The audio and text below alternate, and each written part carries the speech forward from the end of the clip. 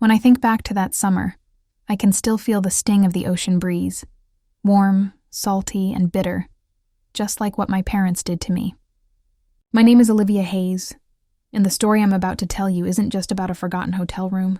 It's about being forgotten, period. I was 19 when my parents, Karen and Daniel Hayes, decided we'd take a family vacation to celebrate my older sister's college graduation. That's how they put it. Family vacation. But that phrase had always felt like a joke in my house. Because in my family meant everyone except me. My sister, Sophie, was their pride. Straight A student, cheerleader, business major, the walking definition of perfect daughter. And then there was me, the quiet one, the art major who they said was too sensitive and too emotional. When Dad called us into the kitchen that morning with a big grin, holding his phone up like a game show host, I wanted to believe things were finally different. "We're going to Miami Beach," he said. "A week of sun, sand, and celebration." Mom squealed, Sophie clapped, and I smiled, small, hopeful. Maybe this time I'd actually feel like part of something. But deep down, a tiny voice whispered, "Don't get your hopes up, Liv." The day of the trip arrived. We flew from Boston to Miami.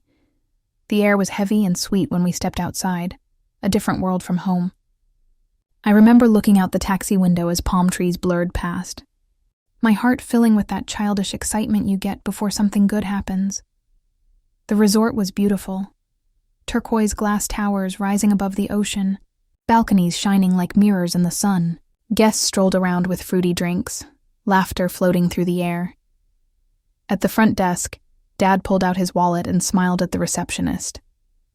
"Reservation for Hayes," he said proudly. She typed, then frowned. "I see a booking for a suite, 1 king bed and 1 double bed." Mom nodded. "Yes, that's right." I said slowly. "And where am I sleeping?" They both turned to me. "Oh, honey," Mom said with that fake sympathetic tone. "We figured you could sleep on the pull-out couch in the living room. It's only for a few nights." My chest tightened. "You didn't book me a bed?" "Olivia, please," Dad muttered, glancing around. "Don't start. It's not a big deal." "Not a big deal?" I said. "You booked Sophie her own bed, but not me?" Mom rolled her eyes. "You're overreacting. You always do this. Don't ruin the trip before it even starts." The receptionist looked away awkwardly. Sophie smirked and said, "I mean, the couch isn't that bad. Liv, you'll survive."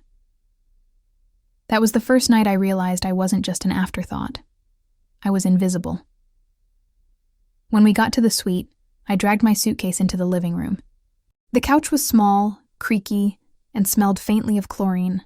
I sat there quietly as Sophie unpacked in the bedroom, humming. Through the open door, I saw Mom and Dad fussing over her, hanging up her dresses, making sure her side of the room was comfortable. No one even asked if I needed a blanket.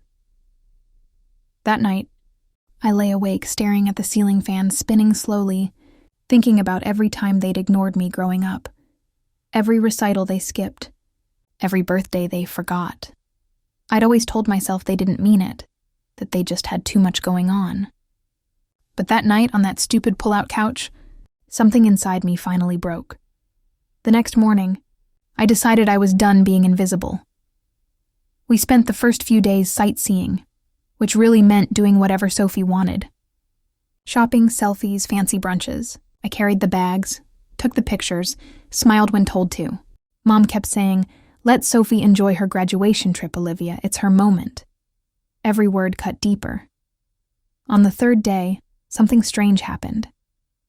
While we were out by the pool, Sophie's phone buzzed. She was in the water, so she yelled, "Liv, check who it is!" I grabbed it without thinking, and froze when I saw the message. "Can't wait to see you tonight, baby. Hope your parents don't find out." I blinked. Another one came in seconds later. Room 1210, 9 p.m.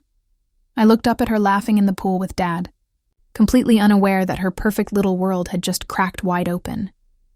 I pocketed the phone. My heart was pounding, not out of curiosity, but out of something darker. That night, I pretended to be asleep on the couch. Around 8:45, I heard the bedroom door creak open, soft footsteps, the click of the main door closing. I waited 5 minutes, then followed her. Room 1210 was 2 floors down. I crept through the hallway, my heart racing. The door was slightly ajar. I peeked inside and saw Sophie in a man's arms. He looked older, mid-30s maybe. Definitely not her boyfriend from back home. I gasped, then quickly pulled out my phone and snapped a photo. She'd never see me coming. When I returned to the room, I sat in the dark and smiled for the first time in days. I didn't know what I'd do yet, but I knew it would be something she, and our parents, would never forget. The next morning, Sophie was glowing, humming, pretending everything was normal.